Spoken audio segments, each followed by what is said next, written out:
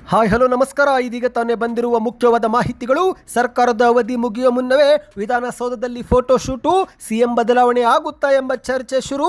ಮತ್ತೊಂದೆಡೆಯಲ್ಲಿ ದೇಶಾದ್ಯಂತ ಪೆಟ್ರೋಲ್ ಡೀಸೆಲ್ಗೆ ಹಾಹಾಕಾರ. ಬಂಕ್ಗಳ ಮುಂದೆ ಕಿಲೋಮೀಟರ್ ಗಟ್ಟಲೆ ಕ್ಯೂನಲ್ಲಿ ನಿಲ್ಲಲಾಗ್ತಾ ಇದೆ. ಏನಿದು ಮಾಹಿತಿ ನೋಡೋಣ. ಮತ್ತೊಂದೆಡೆಯಲ್ಲಿ ಸದನದಲ್ಲಿ ಸಿದ್ದರಾಮಯ್ಯನವರು ಬಿಜೆಪಿ ನಾಯಕರಿಗೆ ತಿರುಗೇಟು ಕೊಟ್ಟಿದ್ದಾರೆ. ನೋಡಲ್ಲಿ ವಿಜೇಂದ್ರ ಸಿಎಂ ಆಗೋಕೆ ಕಾಯ್ಕೊಂಡು ಕೂತಿದ್ದಾನೆ, ನೀವು ಮಾತ್ರ ಸಿಎಂ ಆಗೋದಿಲ್ಲ ಎಂದು ಆರೋಪಕ್ಕೆ ಸಿದ್ದರಾಮಯ್ಯರ ತಿರುಗೇಟು. ಇದೇ ಮಧ್ಯೆ ಹೈಕಮಾಂಡ್ ಹೇಳಿದಾಗ ಡಿ.ಕೆ. ಶಿವಕುಮಾರ್ ಅವರು ಸಿಎಂ ಆಗುತ್ತಾರೆ ಎಂದು ಸಿದ್ದರಾಮಯ್ಯನವರು ಸ್ಪಷ್ಟನೆ ಕೊಟ್ಟಿದ್ದಾರೆ. ವಿಡಿಯೋನ ಪೂರ್ತಿ ನೋಡಿ. ಕೇಂದ್ರ ಸರ್ಕಾರದಿಂದ ಗ್ಯಾಸ್ ಸಿಲಿಂಡರ್ ಬುಕ್ಕಿಂಗ್ಗೆ ಹೊಸ ಮಾರ್ಗಸೂಚಿಯೂ ಕೂಡ ಬಂದಿದೆ. ಏನಿದು ನೋಡೋಣ ಸ್ನೇಹಿತರೆ. ಇನ್ನು ಬಂಗಾರ ಪ್ರಿಯರಿಗೆ ಶಾಕಿಂಗ್ ಸುದ್ದಿ. ಮತ್ತೊಮ್ಮೆ ಚಿನ್ನದ ಬೆಲೆ ಏರಿಕೆ ಆಗಿದೆ. ಎಷ್ಟು ಏರಿಕೆ ಆಗಿದೆ ಎಂಬುದನ್ನು ಕೂಡ ನೋಡೋಣ. ಇನ್ನು ಗೃಹಲಕ್ಷ್ಮಿ ಯೋಜನೆಯ ಮತ್ತೊಂದು ಕಂತು ಬಿಡುಗಡೆ ಮಾಡಿದ ಸರ್ಕಾರ. ಇದೇ ಮಧ್ಯೆ ಸಚಿವ ಲಕ್ಷ್ಮೀ ಹೆಬ್ಬಾಳ್ಕರ್ ಅವರು ಒಂದು ಶಾಕಿಂಗ್ ಹೇಳಿಕೆ ಕೊಟ್ಟಿದ್ದಾರೆ. ಎಲ್ಲ ಮಾಹಿತಿ ಡೀಟೇಲ್ ಆಗಿ ನೋಡೋಕ್ಕಿಂತ ಮೊದಲು ನೀವು ನಮ್ಮ ಚಾನಲ್ಗೆ ಮೊದಲು ಬಾರಿ ಭೇಟಿ ಕೊಡ್ತಿದ್ರೆ ದಯವಿಟ್ಟು ಸಬ್ಸ್ಕ್ರೈಬ್ ಆಗಿ, ಪಕ್ಕದಲ್ಲಿ ಕಾಣಿಸೋ ಗಂಟೆ ಕೂಡ ಒತ್ತಿ. ಇದರಿಂದ ರಾಜ್ಯದ ಮಾಹಿತಿಗಳು ನಿಮಗೆ ಸಿಗುತ್ತವೆ. ವಿಡಿಯೋಗೆ ಲೈಕ್ ಮಾಡಿ ಮತ್ತು ವಿಡಿಯೋ ಪೂರ್ತಿಯಾಗಿ ನೋಡಿ. ಬನ್ನಿ ಸ್ನೇಹಿತರೆ, ಎಲ್ಲ ಮಾಹಿತಿಗಳನ್ನು ಡೀಟೇಲ್ ಆಗಿ ನೋಡೋಣ. ಇದೀಗ ಸರ್ಕಾರದ ಅವಧಿ ಮುಗಿಯುವ ಮುನ್ನವೇ ವಿಧಾನಸೌಧದಲ್ಲಿ ಫೋಟೋ ಶೂಟು ನಡೆದಿದ್ದು, ಸಿಎಂ ಬದಲಾವಣೆ ಆಗುತ್ತೋ ಅಥವಾ ಸ್ಪೀಕರ್ ಬದಲಾವಣೆ ಆಗುತ್ತೋ ಎಂಬ ಚರ್ಚೆ ಶುರುವಾಗಿದೆ. ಹೌದು ಸ್ನೇಹಿತರೆ, ಇತ್ತೀಚೆಗೆ ಶಾಸಕರ ಫೋಟೋ ಶೂಟು ಕರ್ನಾಟಕದ ರಾಜಕೀಯ ವಲಯದಲ್ಲೇ ಕುತೂಹಲ ಮತ್ತು ಗೊಂದಲಕ್ಕೆ ಕಾರಣವಾಗಿದೆ. ಯಾಕಂದ್ರೆ ಸಾಮಾನ್ಯವಾಗಿ ಸರ್ಕಾರದ ಅವಧಿ ಮುಕ್ತಾಯದ ಹಂತದಲ್ಲಿ ಅಥವಾ ಕೊನೆಯ ಅಧಿವೇಶನದ ವೇಳೆ ಸವಿ ನೆನಪಿಗಾಗಿ ಸೆಂಡ್ ಆಫ್ ಫೋಟೋ ಶೂಟ್ ಮಾಡುವ ಸಂಪ್ರದಾಯವಿದೆ. ಆದರೆ ಈ ಬಾರಿ ಸರ್ಕಾರದ ಅವಧಿ ಇನ್ನೂ 2 ವರ್ಷ ಬಾಕಿ ಇರುವಾಗಲೇ ಫೋಟೋ ಶೂಟು ಆಯೋಜನೆ ಮಾಡಿದ್ದು ಹಲವು ಪ್ರಶ್ನೆಗಳನ್ನು ಹುಟ್ಟು ಹಾಕಿದೆ. ಹೌದು, ಏಕಾಏಕಿ ಅನಿರೀಕ್ಷಿತ ಬೆಳವಣಿಗೆಯಿಂದಾಗಿ ಶಾಸಕರಲ್ಲಿಯೂ ಕೂಡ ಗೊಂದಲ ಉಂಟಾಗಿದೆ ಸ್ನೇಹಿತರೆ. ಈಗ ವಿಧಾನಸೌಧದ ಕೋಣೆಗಳಲ್ಲಿ ಇದೇ ಒಂದು ಕುರಿತಂತೆ ಚರ್ಚೆ ಮಾಡಲಾಗ್ತಾ ಇದೆ. ಪರಸ್ಪರ ಶಾಸಕರು ಕಾರಣ ಏನು ಎನ್ನುವುದನ್ನು ಊಹಿಸುತ್ತಿದ್ದಾರೆ. ಹೌದು, ಫೋಟೋ ಶೂಟು ಹಿಂದೆ ಏನಾದರೂ ರಾಜಕೀಯ ಸಂದೇಶವಿದೆಯಾ ಅಥವಾ ಸಿಎಂ ಬದಲಾವಣೆ ಏನಾದರೂ ಆಗುತ್ತಾ ಎಂಬ ಒಂದು ಕುರಿತಂತೆ ಚರ್ಚೆ ಶುರುವಾಗಿದೆ. ಹೌದು ಸ್ನೇಹಿತರೆ, ಈಗಾಗಲೇ ಕೆಲವರು ಈ ಒಂದು ಬೆಳವಣಿಗೆಯನ್ನು ಮುಖ್ಯಮಂತ್ರಿ ಬದಲಾವಣೆಯ ಮುನ್ಸೂಚನೆ ಎಂದು ವ್ಯಾಖ್ಯಾನಿಸಿದರೆ, ಇನ್ನು ಕೆಲವರು ಸಚಿವ ಸಂಪುಟದಲ್ಲಿ ಅಥವಾ ಇತರೆ ವಿವಿಧ ಹುದ್ದೆಗಳಲ್ಲಿ ದೊಡ್ಡ ಬದಲಾವಣೆ ಸಂಭವಿಸಬಹುದು ಎಂದು ಊಹಿಸುತ್ತಿದ್ದಾರೆ. ಒಟ್ಟಿನಲ್ಲಿ ಕಾರಣ ಏನು ಎನ್ನುವುದು ಈಗಲೂ ಕೂಡ ಚರ್ಚೆ ಮಾಡಲಾಗ್ತಾ ಇದೆ ಸ್ನೇಹಿತರೆ. ವಿಧಾನಸೌಧದ ಒಳಗಡೆಗೆ ಮತ್ತು ಹಲವೆಡೆ ಈಗ ಇದೇ ಒಂದು ವಿಷಯ ಚರ್ಚೆ ಮಾಡಲಾಗ್ತಾ ಇದೆ. ಶಾಸಕರು ಪರಸ್ಪರ ತಮ್ಮದೇ ಅಭಿಪ್ರಾಯಗಳನ್ನು ಹಂಚಿಕೊಳ್ಳುತ್ತಿದ್ದಾರೆ. ಆದರೆ ಸರ್ಕಾರದಿಂದ ಅಧಿಕೃತವಾಗಿ ಫೋಟೋ ಶೂಟು ಯಾಕೆ ಮಾಡುವುದು ಎಂಬ ಒಂದು ಸ್ಪಷ್ಟನೆ ಈಗಲೂ ಕೂಡ ಸಿಕ್ಕಿಲ್ಲ. ಹಾಗಾಗಿ ಗೊಂದಲ ಅನುಮಾನಗಳು ಹೆಚ್ಚಾಗುತ್ತಿವೆ ಸ್ನೇಹಿತರೆ. ಬನ್ನಿ ಎರಡನೇ ಮಾಹಿತಿಗೆ ಹೋಗೋಣ. ಒಂದು ಕಡೆಯಲ್ಲಿ ಸರ್ಕಾರ ಪೆಟ್ರೋಲ್ ಮತ್ತು ಡೀಸೆಲ್ಗೆ ಯಾವುದೇ ಕೊರತೆ ಇಲ್ಲ ಎಂದು ಸ್ಪಷ್ಟನೆ ಕೊಡುತ್ತಿದ್ರೆ, ಮತ್ತೊಂದೆಡೆಯಲ್ಲಿ ಹಲವಾರು ಪೆಟ್ರೋಲ್ ಬಂಕ್ಗಳ ಮುಂದೆ ನೋ ಸ್ಟಾಕ್ ಎಂಬ ಬೋರ್ಡ್ ಅನ್ನು ಹಾಕಲಾಗಿದೆ. ಇನ್ನು ಉತ್ತರ ಭಾರತದಲ್ಲಿ ಬಂಕ್ಗಳ ಮುಂದೆ ಕಿಲೋಮೀಟರ್ ಗಟ್ಟಲೆ ಜನರು ಕ್ಯೂನಲ್ಲಿ ನಿಲ್ಲುತ್ತಿರುವ ದೃಶ್ಯಗಳು ಕಂಡು ಬರುತ್ತಿವೆ. ಹೌದು, ಪಶ್ಚಿಮ ಏಷ್ಯಾದಲ್ಲಿ ನಡೆಯುತ್ತಿರುವ ಯುದ್ಧ ಮತ್ತು ಇಂಧನ ಪೂರೈಕೆಯಲ್ಲಿನ ಕೊರತೆ ಈಗ ದೇಶಾದ್ಯಂತ ಜನರನ್ನ ನಿದ್ದೆಗೆಡುವಂತೆ ಮಾಡಿದೆ. ಪೆಟ್ರೋಲ್, ಡೀಸೆಲ್ ಮತ್ತು LPG ಖರೀದಿಸಲು ಜನರು ಮುಗಿಬೀಳುತ್ತಿದ್ದಾರೆ. ಹೌದು, ಭಾರತದಲ್ಲಿ ಇಂಧನಕ್ಕೆ ಯಾವುದೇ ಕೊರತೆ ಇಲ್ಲ ಎಂದು ಕೇಂದ್ರ ಸರ್ಕಾರ ಸ್ಪಷ್ಟಪಡಿಸಿದರೂ ಕೂಡ ಜನರು ಮಾತ್ರ ಕಿವಿ ಕೊಡದೆ ಕ್ಯೂನಲ್ಲಿ ನಿಲ್ತಿದ್ದಾರೆ ಸ್ನೇಹಿತರೆ. ಹೌದು, ಭಾರತಕ್ಕೆ 40% ಕಚ್ಚಾ ತೈಲ ಪೂರೈಕೆ ಆಗುವಂತಹ ಹಾರ್ಮುಜು ಜಲಸಂಧಿ ಬಹುತೇಕ ಬಂದ್ ಆಗಿದ್ದು, ಹಾಗಾಗಿ ಜನರು ಮುನ್ನೆಚ್ಚರಿಕೆ ಕ್ರಮವಾಗಿ ಇದೀಗ ಸಾಲುಗಟ್ಟಲೆ ಕ್ಯೂನಲ್ಲಿ ನಿಲ್ತಿದ್ದಾರೆ. ಇನ್ನು ಸೋಷಿಯಲ್ ಮೀಡಿಯಾದಲ್ಲಿ ಇದೇ ಕುರಿತಂತೆ ಹಲವರು ಚರ್ಚೆಯೂ ಕೂಡ ಶುರು ಮಾಡಿದ್ದಾರೆ. ಹೌದು ಸ್ನೇಹಿತರೆ, ಈಗ ಸೋಷಿಯಲ್ ಮೀಡಿಯಾದಲ್ಲೂ ಕೂಡ ಪೆಟ್ರೋಲ್ ಬಂಕ್ಗಳ ಮುಂದೆ ಜನಜಂಗುಳಿ ಫೋಟೋ, ವಿಡಿಯೋಗಳು ಸಾಮಾಜಿಕ ಜಾಲತಾಣದಲ್ಲಿ ವೈರಲ್ ಆಗುತ್ತಿದ್ದು, ಹಾಗಾಗಿ ಜನರು ಇನ್ನಷ್ಟು ಆತಂಕಕ್ಕೊಳಗೊಂಡು ಎಲ್ಲರೂ ಕೂಡ ಪೆಟ್ರೋಲ್ ಬಂಕ್ಗಳ ಮುಂದೆ ಮುಗಿಬೀಳುತ್ತಿದ್ದಾರೆ. ಮಾಹಿತಿಯ ಪ್ರಕಾರ ಹೈದರಾಬಾದ್, ಸೂರತ್, ಅಹಮದಾಬಾದ್, ಕಚ್, ನಾಗ್ಪುರ್, ಇಂದೋರ್ನಂತಹ ದೊಡ್ಡ ದೊಡ್ಡ ನಗರಗಳಲ್ಲಿ ಜನರು ಗಂಟೆಗಟ್ಟಲೆ ಸರತಿ ಸಾಲಲ್ಲಿ ನಿಂತು ತಮ್ಮ ತಮ್ಮ ವಾಹನಗಳಿಗೆ ಇಂಧನವನ್ನು ತುಂಬಿಸಿಕೊಳ್ಳುತ್ತಿದ್ದಾರೆ. ಇನ್ನು ಇದೇ ಒಂದು ದೃಶ್ಯಗಳು, ಫೋಟೋ, ವಿಡಿಯೋಗಳು ವೈರಲ್ ಆಗುತ್ತಿದ್ದು, ಬಾಕಿ ಜನರು ಕೂಡ ಮುಗಿಬೀಳುತ್ತಿದ್ದಾರೆ. ಇನ್ನು ಸಾಮಾಜಿಕ ಜಾಲತಾಣದಲ್ಲಿ ಒಬ್ಬ ಬಳಕೆದಾರರು, ನಾನು ಮಾರ್ಚ್ 15ರಂದು ಸಿಲಿಂಡರ್ ಬುಕ್ ಮಾಡಿದ್ದೆ, 11 ದಿನಗಳಾದರೂ ಇನ್ನೂ ಡೆಲಿವರಿ ಆಗಿಲ್ಲ.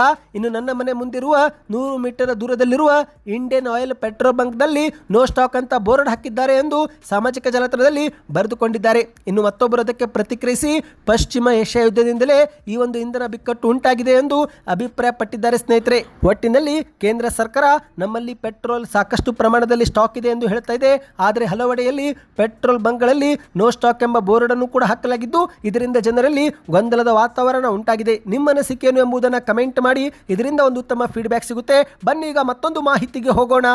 ನಿನ್ನೆ ವಿಧಾನಸಭೆಯಲ್ಲಿ ಕರ್ನಾಟಕದ ಮುಖ್ಯಮಂತ್ರಿ ಸಿದ್ದರಾಮಯ್ಯನವರು ವಿಪಕ್ಷ ನಾಯಕರಿಗೆ ತಿರುಗೇಟು ಕೊಟ್ಟಿದ್ದಾರೆ. ಹೌದು ಸ್ನೇಹಿತರೆ, ನಿನ್ನೆ ವಿಧಾನಸಭೆಯ ಕಲಾಪವು ರಾಜಕೀಯ ಕಾಲೆಳೆಯುವಿಕೆ ಮತ್ತು ಹಾಸ್ಯ ಹಾಗೂ ಭವಿಷ್ಯದ ಮುಖ್ಯಮಂತ್ರಿ ಕುರಿತಂತೆ ಚರ್ಚೆಗಳಿಗೆ ಸಾಕ್ಷಿಯಾಗಿದೆ. ಇದೇ ಮಧ್ಯೆ ಸಿಎಂ ಸಿದ್ದರಾಮಯ್ಯನವರು ವಿಪಕ್ಷ ನಾಯಕರ ಕಾಲೆಳೆಯುತ್ತಲೇ ಚಾಣಾಕ್ಷ ರೀತಿಯಲ್ಲಿ ತಿರುಗೇಟು ಕೊಟ್ಟಿದ್ದಾರೆ. ಹೌದು, ಸಿಎಂ ಬದಲಾವಣೆ ವಿಚಾರ ಮತ್ತೊಮ್ಮೆ ಸದನದಲ್ಲಿ ಚರ್ಚೆಯಾಗಿದ್ದು, ಇದೇ ಮಧ್ಯೆ ಸಿದ್ದರಾಮಯ್ಯನವರು ಮಧ್ಯಪ್ರವೇಶಿಸಿ ಹೈಕಮಾಂಡ್ ಎಲ್ಲಿಯವರೆಗೆ ಸಿಎಂ ಆಗಿರಿ ಎನ್ನುವರೋ ಅಲ್ಲಿವರೆಗೆ ನಾನೇ ಸಿಎಂ ಆಗಿರ್ತೀನಿ ಎಂದು ಸ್ಪಷ್ಟಪಡಿಸಿದ್ದಾರೆ. ಆಗ ಆರೋಶಕವರು ಎದ್ದು ನಿಂತು ನಿಮ್ಮ ಪಕ್ಷದಲ್ಲಿ ಇನ್ನೂ ಹಲವರು ತುಂಬಾ ಕನಸುಗಳಿಟ್ಟುಕೊಂಡಿದ್ದಾರೆ ಎಂದು ವ್ಯಂಗ್ಯವಾಡಿದ್ದು, ಅದಕ್ಕೆ ಪ್ರತಿಕ್ರಿಯೆ ಕೊಟ್ಟಂತ ಸಿದ್ದರಾಮಯ್ಯನವರು, ಅಶೋಕ, ನೀನು ಏನೇ ಕಿತಾಪತಿ ಮಾಡಿದ್ರು ನಮ್ಮ ಪಕ್ಷದವರು ಅದಕ್ಕೆ ಮನ್ನಣೆ ಕೊಡೋದಿಲ್ಲ.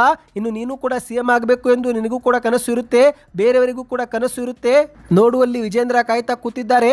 ನೀನು ಏನೇ ಮಾಡಿದ್ರು ವಿಜೇಂದ್ರ ಮಾತ್ರ ಯಾರಿಗೂ ಕೂಡ ಸೀಟು ಬಿಟ್ಟು ಕೊಡೋದಿಲ್ಲ ಎಂದು ಸಿದ್ದರಾಮಯ್ಯನವರು ನಗುತ್ತಲೇ ಮಾತಲ್ಲಿ ಪಂಚ್ ಕೊಟ್ಟಿದ್ದಾರೆ. ಹೌದು ಸ್ನೇಹಿತರೆ, ಹೈಕಮಾಂಡ್ ಹೇಳಿದ್ರಷ್ಟೇ ಸೀಟನ್ನು ಬಿಟ್ಟು ಕೊಡುವೆ. ಹೈಕಮಾಂಡ್ ಹೇಳಿದಾಗ ಡಿ.ಕೆ. ಶಿವಕುಮಾರ್ ಅವರು ಕೂಡ ಸಿಎಂ ಆಗ್ತಾರೆ ಎಂದು ಸಿದ್ದರಾಮಯ್ಯನವರು ಹೇಳಿಕೆ ಕೊಟ್ಟಿದ್ದು, ಇಷ್ಟಕ್ಕೆ ಸುಮ್ಮನಾಗದಂತ ಸಿದ್ದರಾಮಯ್ಯನವರು, ಏನಪ್ಪ ಅಶೋಕ್, ನಿನಗೆ ಸಿಎಂ ಆಗುವ ಆಸೆ ಇಲ್ವಾ ಎಂದು ಸಿದ್ದರಾಮಯ್ಯನವರು ಪ್ರಶ್ನೆ ಮಾಡಿದ್ದಾರೆ. ಆಗ ಅದಕ್ಕೆ ಅಶೋಕ್ ಅವರು ಹೌದು ಎಂದು ಉತ್ತರ ಹೇಳಲಾರದೆ ಸ್ಮೈಲ್ ಅನ್ನ ಮಾಡಿದ್ದು, ಅದಕ್ಕೆ ಮತ್ತೆ ಪ್ರತಿಕ್ರಿಯೆ ಕೊಟ್ಟಂತ ಸಿದ್ದರಾಮಯ್ಯನವರು, ಅಶೋಕ್ ಆದರೂ ಸಿಎಂ ಆಗಲಿ, ಅರವಿಂದ್ ಬೆಲ್ಲದಾದರೂ ಸಿಎಂ ಆಗಲಿ, ಅಶ್ವಥ್ ನಾರಾಯಣ ಆದರೂ ಸಿಎಂ ಆಗಲಿ, ಯಾರೇ ಆದರೂ ನನಗೆ ಸಂತೋಷ. ಆದರೆ ವಿಜೇಂದ್ರ ನಿಮ್ಮನ್ಯಾರನ್ನೂ ಸಿಎಂ ಆಗೋಕೆ ಬಿಡೋದಿಲ್ಲ ಎಂದು ಕಾಲೆಳುತ್ತಲೇ ತಿರುಗೇಟು ಕೊಟ್ಟಿದ್ದಾರೆ. ಬನ್ನಿ ಸ್ನೇಹಿತರೆ, ಮತ್ತೊಂದು ಮಾಹಿತಿಗೆ ಹೋಗೋಣ. ಇದೀಗ ದೇಶಾದ್ಯಂತ LPG ಸಿಲಿಂಡರ್ ಬಳಕೆದಾರರಿಗೆ ಮತ್ತು ಹಲವು ತೈಲ ಕಂಪನಿಗಳಿಗೆ ಕೇಂದ್ರ ಸರ್ಕಾರ ಒಂದು ಮಾರ್ಗಸೂಚಿ ಬಿಡುಗಡೆ ಮಾಡಿದೆ. ಹೌದು, ಗ್ಯಾಸ್ ಸಿಲಿಂಡರ್ಗಳ ಕಾಳಸಂತೆಯಲ್ಲಿ ಮಾರಾಟವಾಗುವುದನ್ನು ತಡೆಗಟ್ಟಲು ಮತ್ತು ಪಾರದರ್ಶಕತೆ ತರಲು ಸರ್ಕಾರ ಈ ಒಂದು ಕ್ರಮವನ್ನು ತೆಗೆದುಕೊಂಡಿದೆ. ಇದೇ ಒಂದು ನಿಟ್ಟಿನಲ್ಲಿ ಇಂಡಿಯನ್, ಭಾರತ್ ಗ್ಯಾಸ್, HP ಸೇರಿದಂತೆ ಎಲ್ಲ ಗ್ಯಾಸ್ ಸಿಲಿಂಡರ್ ಕಂಪನಿಗಳ ಗ್ರಾಹಕರಿಗೆ ಈ ಒಂದು ನಿಯಮ ಅನ್ವಯವಾಗಲಿದೆ. ಹೌದು ಸ್ನೇಹಿತರೆ, ಹೊಸ ನಿಯಮದ ಪ್ರಕಾರ ಇನ್ನು ಮುಂದೆ ನಗರ ಪ್ರದೇಶದ ಗ್ರಾಹಕರು ಒಂದು ಸಿಲಿಂಡರ್ ಬುಕ್ ಮಾಡಿದ ನಂತರ ಮತ್ತೊಂದು ಸಿಲಿಂಡರ್ ಪಡೆದುಕೊಳ್ಳಲು ಕನಿಷ್ಠ 25 ದಿನ ಕಾಯಬೇಕಾಗುತ್ತೆ ಎಂದು ಹೇಳಲಾಗುತ್ತಿದ್ದು, ಇತ್ತ ಗ್ರಾಮೀಣ ಭಾಗದ ಗ್ರಾಹಕರಿಗೆ ಈ ಒಂದು ಅಂತರವನ್ನು 45 ದಿನಗಳಿಗೆ ನಿಗದಿಪಡಿಸಲಾಗಿದೆ. ಈ ಮೊದಲು 21 ದಿನ ಇತ್ತು, ಆದರೆ ಇನ್ನು ಮುಂದೆ 45 ದಿನಗಳ ಒಳಗೆ ಮತ್ತೊಂದು ಸಿಲಿಂಡರ್ ಬುಕ್ ಮಾಡೋದಕ್ಕೆ ಆಗೋದಿಲ್ಲ. ಇನ್ನು ಇದೇ ನಡುವೆ ಸ್ನೇಹಿತರೆ, ಗ್ಯಾಸ್ ಸಿಲಿಂಡರ್ ಡೆಲಿವರಿ ಸಮಯದಲ್ಲಿ OTP ಕಡ್ಡಾಯ ಮಾಡಲಾಗಿದೆ. ಹೌದು, ಸಿಲಿಂಡರ್ ವಿತರಣೆಯಲ್ಲಿ ನಡೆಯುತ್ತಿರುವ ಅವ್ಯವಹಾರವನ್ನು ತಡೆಗಟ್ಟಲು ಡೆಲಿವರಿ ಅಥೆಂಟಿಕೇಶನ್ ಕೋಡ್ ಅಂದರೆ ಒಂದು OTP ವ್ಯವಸ್ಥೆ ಜಾರಿಗೆ ಮಾಡಲಾಗ್ತಾ ಇದೆ. ಸಿಲಿಂಡರ್ ಮನೆಗೆ ಬಂದಾಗ ಗ್ರಾಹಕರ ಮೊಬೈಲ್ ಸಂಖ್ಯೆಗೆ ಬರುವಂಥ OTPಯನ್ನು ಡೆಲಿವರಿ ಬಾಯ್ಗೆ ನೀಡಿದರೆ ಮಾತ್ರ ಈ ಒಂದು ಸಿಲಿಂಡರ್ ವಿತರಣೆ ಮಾಡುವ ಪ್ರಕ್ರಿಯೆ ಪೂರ್ಣಗೊಳ್ಳುತ್ತೆ ಎಂದು ಹೇಳಲಾಗ್ತಾ ಇದೆ. ಮತ್ತು ಅಷ್ಟು ಮಾತ್ರವಲ್ಲ ಸ್ನೇಹಿತರೆ, ಒಬ್ಬ ಗ್ರಾಹಕರಿಗೆ ಅಂದರೆ ಒಂದು ಕುಟುಂಬಕ್ಕೆ ವರ್ಷಕ್ಕೆ 15 ಸಿಲಿಂಡರ್ ಮಾತ್ರ ಪಡೆಯಲು ಅವಕಾಶವಿದೆ. ಇದರಲ್ಲಿ 12 ಸಿಲಿಂಡರ್ಗಳಿಗೆ ಕೇಂದ್ರ ಸರ್ಕಾರದ ಸಬ್ಸಿಡಿ ದೊರೆಯುತ್ತೆ. ಉಳಿದಂಥ 3 ಸಿಲಿಂಡರ್ಗಳಿಗೆ ಮಾರುಕಟ್ಟೆ ದರದಲ್ಲಿನೇ ಖರೀದಿಸಬೇಕಾಗುತ್ತೆ ಎಂದು ಹೇಳಲಾಗಿದೆ. ಬನ್ನಿ ಇದೀಗ ಮತ್ತೊಂದು ಮಾಹಿತಿಗೆ ಹೋಗೋಣ.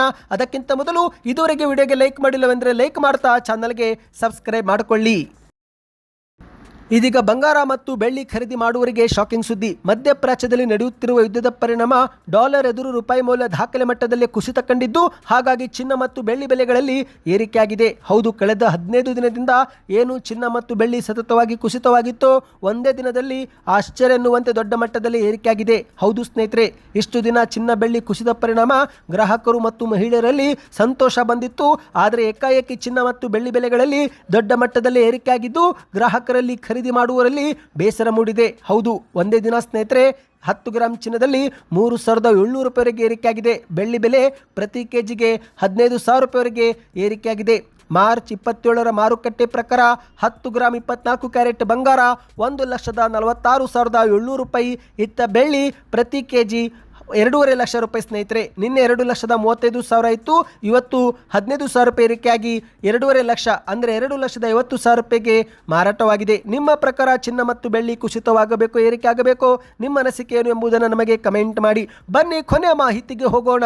ನೀವು ಕೂಡ ಗೃಹಲಕ್ಷ್ಮಿ ಯೋಜನೆ ಫಲಾನುಭವಿಗಳಾಗಿದ್ದರೆ ದಯವಿಟ್ಟು ನಿಮ್ಮ ಬ್ಯಾಂಕ್ ಖಾತೆಗೆ ಹಣ ಜಮೆ ಆಗುತ್ತಿದ್ದರೆ ಕಮೆಂಟ್ ಮಾಡಿ ತಿಳಿಸಿ ಸ್ನೇಹಿತರೆ. ಇದರಿಂದ ನಮಗೂ ಕೂಡ ಒಂದು ಉತ್ತಮ ಫೀಡ್ಬ್ಯಾಕ್ ಸಿಗುತ್ತೆ.